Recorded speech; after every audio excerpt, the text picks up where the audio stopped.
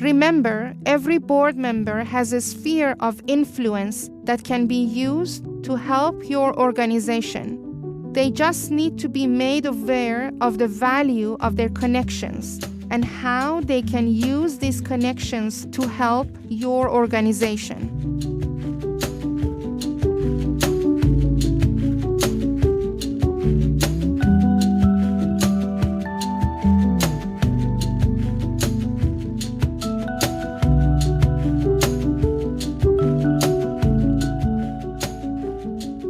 Hello, this is Somaye Dehban, a network Dutchified Iranian who is on a mission to bring about financial stability for every community-based organization and initiative.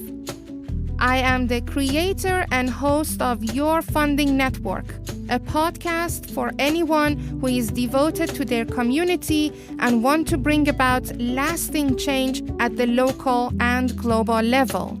This content is based on my decade-long experience in fundraising domain, especially for development aid sector. It is also inspired by my cross-sector work in academia, politics, and the private sector. Development aid was meant as a temporary solution, and yet after decades of funding, there is no indication of sustainable change based on the interventions offered by international NGOs. In this podcast series and its dedicated newsletter, I discuss the role of community-based organizations in achieving sustainable development goals. Also, why and how we can define an exit point for development aid to collectively move towards a just and sustainable international community. Join me every third Tuesday of the month to hear how to diversify your funding resources for your local initiative and increase your self-financing for a sustainable and durable change. Now let's get together for this episode of Your Funding Network.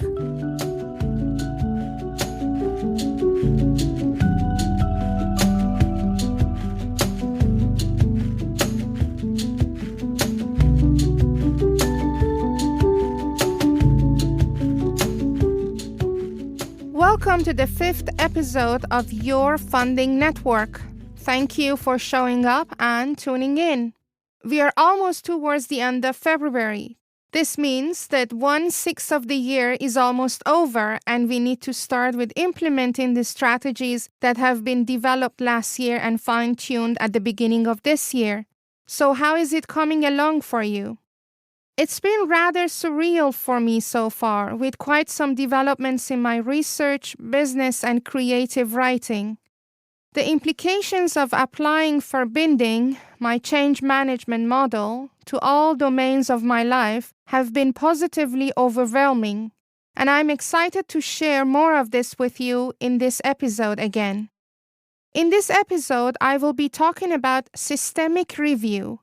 Systemic review is the first stage of the first phase of my personal and organizational transformation model that I have dubbed Verbinding. As I mentioned in the last episode, Verbinding has 3 phases, namely understanding, implementing, and scaling. Every phase of my model has 3 stages, and as promised, throughout 2022, I will share different parts of this model with you. And today we will talk about systemic review as the first stage.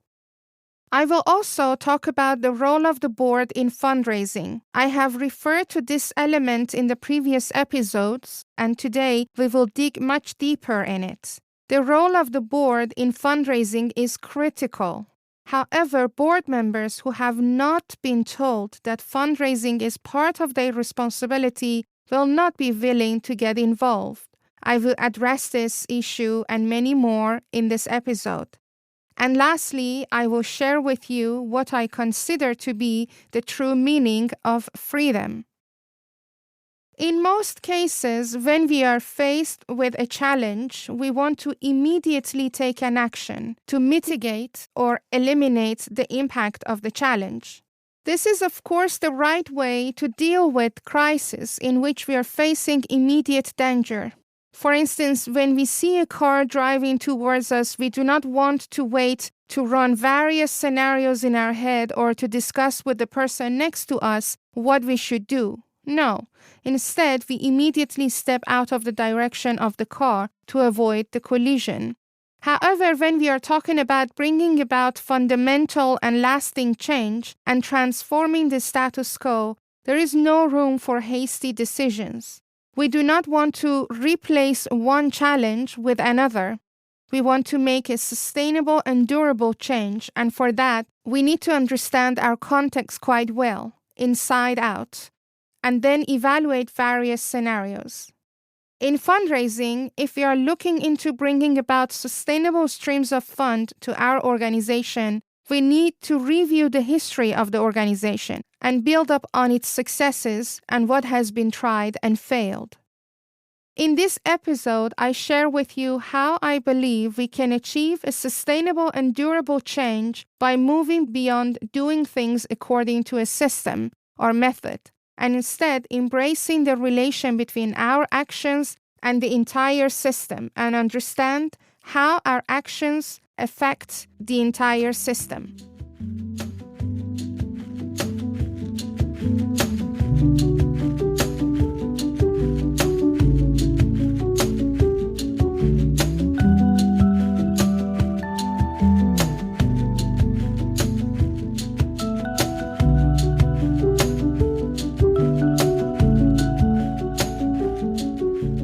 During the systemic review stage, we first identify the underlying assumptions of the problem we are dealing with and ensure a clear distinction between the symptoms and the problems.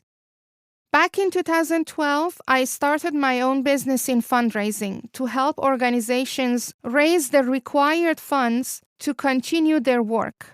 The more I worked in the field, the more I realized that writing one proposal after the other is definitely not a sustainable way to keep an organization afloat.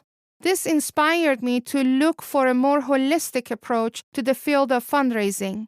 I started with advising and supporting my clients to diversify their sources of funding, to avoid being dependent on only one institutional donor, and also build a community around their cause who would not only financially but also socially support them.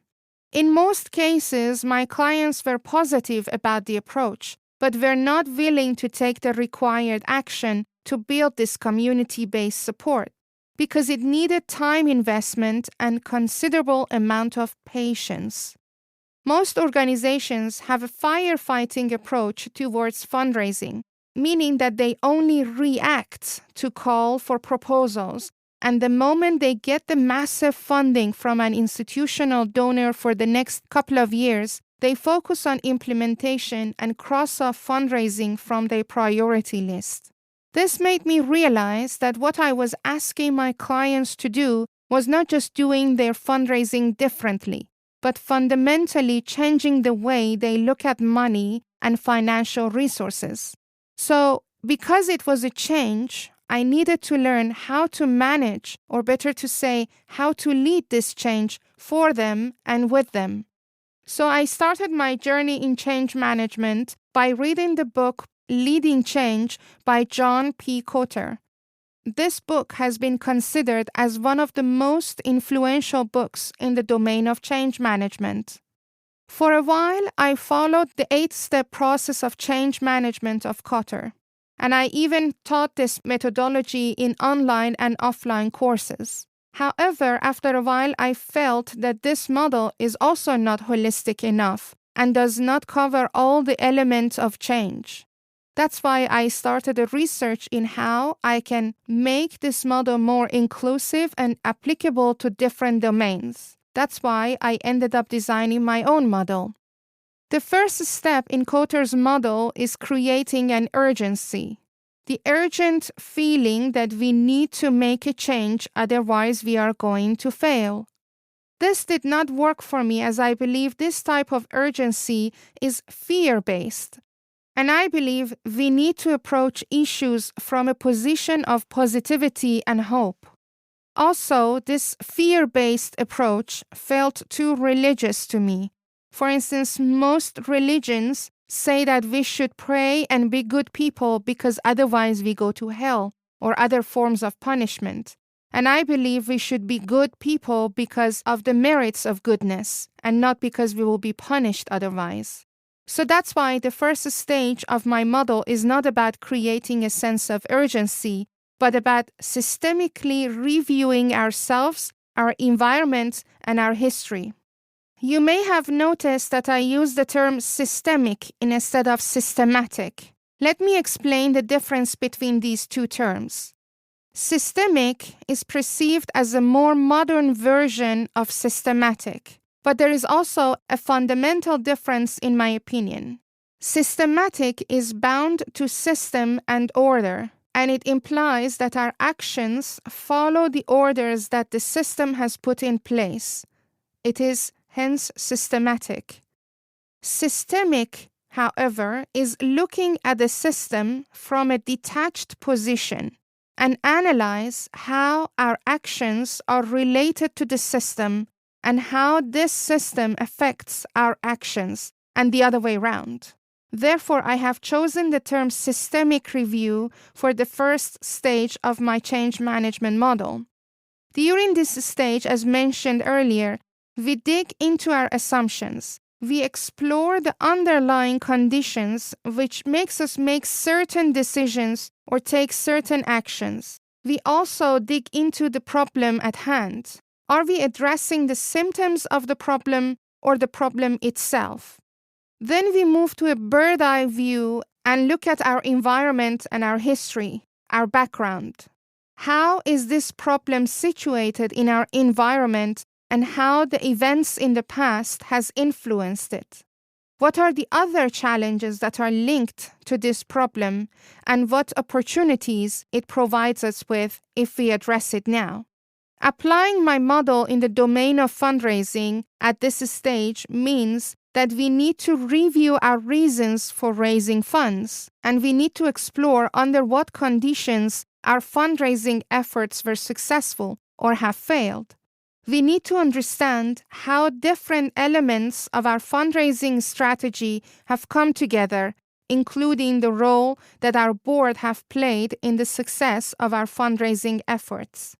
With this introduction to systemic review, let's discuss the role of the board in the success of our fundraising strategy and efforts.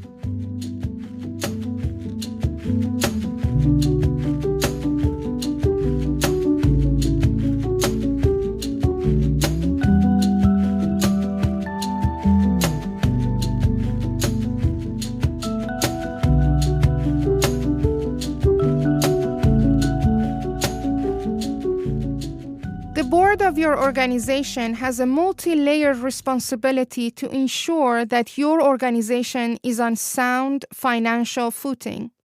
Part of this role includes both giving to and getting money for your organization. We will discuss how to ensure that prospective board members understand this role before being recruited to serve on your board.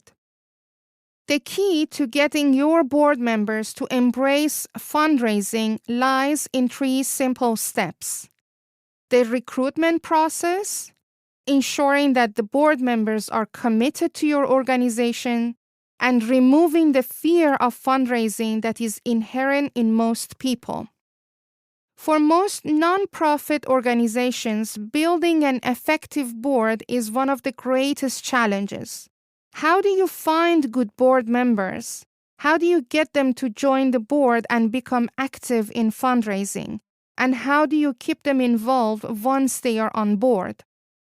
Often good board members are hard to find, and sometimes it is difficult to assess their commitments to the organization until they are on the board, when it is then too late. Some boards struggle because there is no clear direction for them and they haven't bought into the vision of the organization. Finding committed and dedicated board leadership is often a challenge. Board members are often reluctant to fundraise because they have not been recruited with that purpose in mind. Even if you originally intended for your board to be involved in fundraising, many times board recruiters are reluctant to refer to it for the fear of scaring off potential members. Many well-intentioned organizations operate under the noble idea that once they get on your board and see the great work we are doing, they will want to go out and ask for money. This is a very wrong assumption. If board members have not been told upfront that fundraising is a part of their role, they will not embrace it later when you decide to slip it into their job description. You may need to rethink who does the recruiting of your board members. Instead of a nominating committee that meets once a year to fill vacant seats, you should appoint a year-round board resource committee.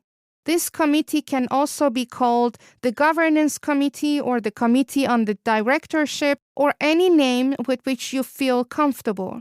Whatever the title, following are the key functions to remember about this committee. 1. It needs to meet year-round. 2. It should be chaired by one of the strongest members of the board. 3. It should assess board performance, both the board as a whole and individual board members. 4. It is responsible for developing or refining board positions descriptions. 5. It evaluates the needs of your board and develops a profile of the kinds of people needed to fill vacancies on the board. 6. It works with your whole board to help find the right people to fill vacant board positions. 7. It ensures diversity on board. Remember that diversity includes more than just ethnic diversity. 8. It works with staff to plan and implement board orientation. And 9. It is responsible for planning and implementing ongoing education for the board. Now, what are the basic responsibilities of non-for-profit boards or any other boards in general? They determine the organization's mission and purpose. A statement of mission and purpose should articulate the organization's goals, means, and primary constituents served. It is the board's responsibility to create the mission statement and review it regularly for accuracy and validity. Each individual board member should fully understand and support it. Goals and purpose can be reviewed, but mission does not change. We should keep that in mind. Board members also select the executive boards. They must reach consensus on the executive director's job description and undertake a careful search process to find the most qualified individual for the position. The board also supports the executive and review executives' performance. The board should ensure that the executive director has the moral and professional support needed to further the goals of the organization. The executive director, in partnership with the entire board, should decide upon a regular evaluation of the executive director's performance. The board also ensures effective organizational planning. Boards must actively participate with the staff in an overall planning process and assist in implementing the plan's goals. One of the board's foremost responsibility is to provide adequate resources for the organization to fulfill its mission. Also, the board manages resources effectively. the board, in order to remain accountable to its donors and the public and to safeguard its tax status, must assist in developing the annual budget and ensure the proper financial controls are in place. The board is also involved in determining and monitoring the organization's program and services, as well as enhancing the organization's public image. An organization's primary link to the community, including constituents, the public, and the media, is the board, clearly articulating the organization's mission, accomplishments, and goals to the public, as well as garnering support from important members of the community, is an important element of a comprehensive public relations strategy. And finally, the board assesses its own performance.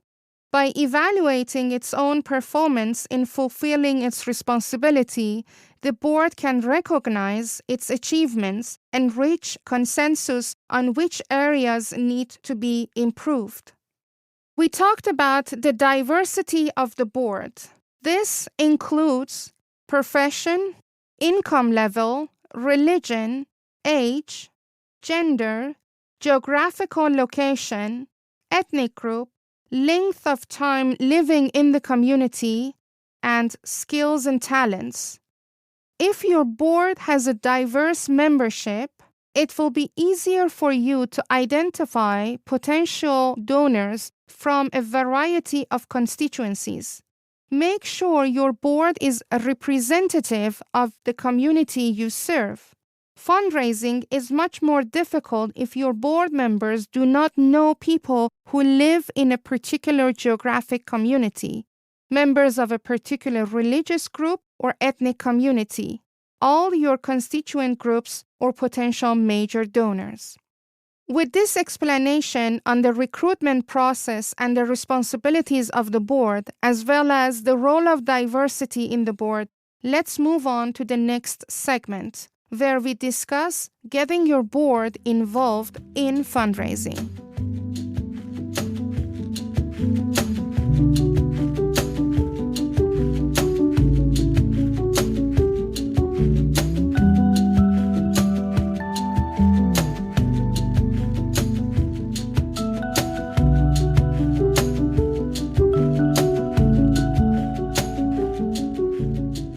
Once you have a board in place with its diverse skills, talents, and connections needed to expand your resource development program, where do you start? Once you have the board convinced that giving and getting is important, how do you make it happen? Let's talk about board giving. There are several reasons board giving is critical to your organization.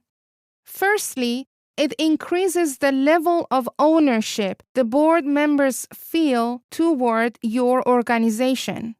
Secondly, it shows donors and prospective donors that your board members are good stewards. Thirdly, it enables your organization to raise funds from foundations and other entities that ask how much has the board given. And lastly, it makes board members feel good about their involvement with your organization and enables them to ask others for money. Requiring your board members to give a set amount each year is discouraged for several reasons. It limits you in recruiting board members who may have a lot of talent and skills but are unable to give at the required level. On the other hand, board members who could easily give more tend to give at the standard minimum level. Therefore, it is better to stress in the board's position description that all board members are required to give at a meaningful level. The two key words are all, 100% of the board members should be giving annually, and meaningful. Board members should be rated individually of an appropriate ask amount. You should also ask board members to make their contribution before asking others to give. You may ask, how do you approach board members for their contribution? And the answer is, begin by appointing a board appeal committee. A tool that can help with your board appeal is a list showing board members various ways you need their support throughout the year. Most board members get annoyed at being nickeled and dimed to death for every special event that comes along. A menu of options as to how they can direct their support will be helpful, but it should always include unrestricted board giving as well. Once you've recruited an effective board and each board member has made a personal financial commitment, the next step is getting members involved in the process of identifying, cultivating, and soliciting donors. Remember, every board member has a sphere of influence that can be used to help your organization. They just need to be made aware of the value of their connections and how they can use these connections to help your organization. If your board members are reluctant to assume their fundraising role, you may start by getting them involved in some painless ways of fundraising, such as serving on the development committee to help plan fundraising activities, developing and reviewing mailing lists, selling tickets for an event, serving on an event committee, asking friends and family to contribute to your organization in occasion of their birthday, their anniversary, or other special occasion gifts, asking companies they do business with to sponsor an event or take out an ad in a program book for an event, signing appeal letters to individuals they personally know, or finally participating in a thankathon in which they call current donors just to thank them for their gifts, not to ask for money. With this information on the role of the board in fundraising, let's move on to the last segment of this episode.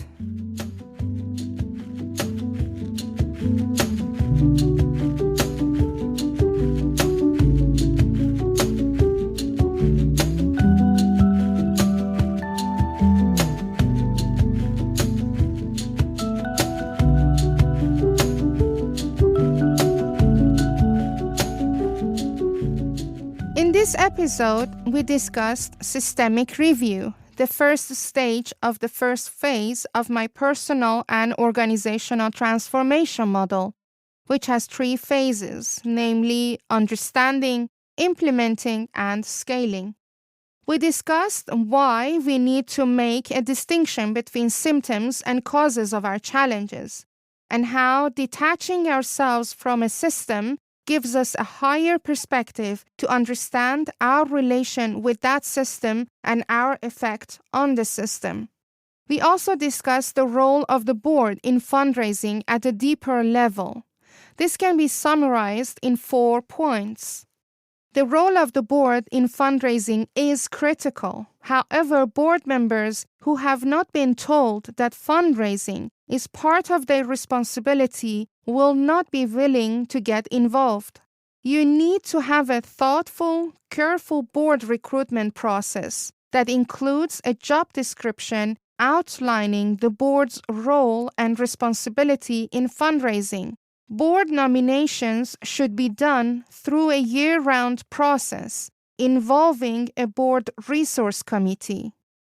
Board giving is important to show your funders that the family of your organization has accepted responsibility for supporting it. An annual board appeal should be given as much thought and preparation as any major gift appeal. Board members need to have their fear of fundraising removed before they can be effective. There are various ways that you can train and educate your board so that members will embrace their fundraising role once they understand how easy it is and how much fun it can be. I invite you to review your systems. There are many systems to which we are connected. Our ideological systems, our norms and value systems, our family systems, our work systems, our political and social systems. Try to list as many systems as you can and then pick one of them. Only one. Does not matter which one. Just pick the one that pops up into your head immediately. Try to detach yourself from this system and view it from a distance, as an outsider, and be open and honest and see how you feel and see it from that distance. And then try to see how it affects your actions and how your actions are affecting its being. When we detach ourselves and observe the system to which we are connected, or better to say entangled, we discover our shortcomings, we discover our strength, and we discover new opportunities. This realization guides us to be grateful for what we have and show gratitude towards our surroundings. This realization also guides us towards truly practicing our personal freedom of choice and act not just based on the order that the system provides for us, but act based on understanding the impact we have on the system and the system has on us. For me, this is the definition of freedom.